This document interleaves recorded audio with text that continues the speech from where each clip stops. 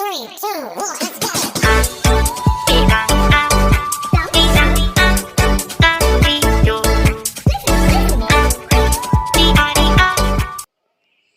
غسیلا ہاتھی۔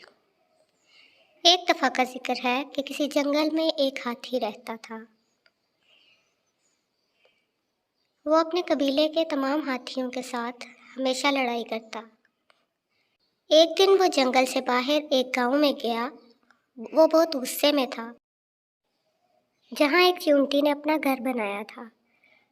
ہاتھی نے غصے میں چیونٹی کا گھر تباہ کر دیا۔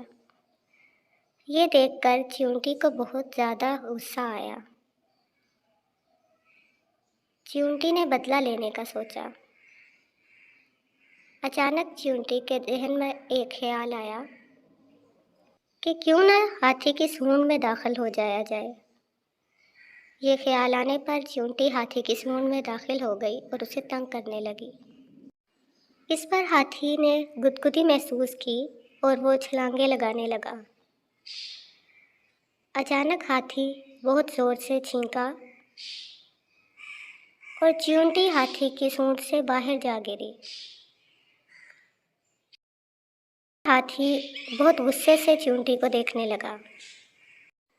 چیونٹی نے ہاتھی کی سونڈ میں داخل ہونے کی وجہ بیان کی۔ ہاتھی نے چیونٹی سے اس کا گھر تباہ کرنے پر معافی مانگی۔ اس سے یہ نتیجہ حاصل ہوا کہ کسی کو بھی غصے میں کسی دوسرے کا نقصان نہیں کرنا چاہیے۔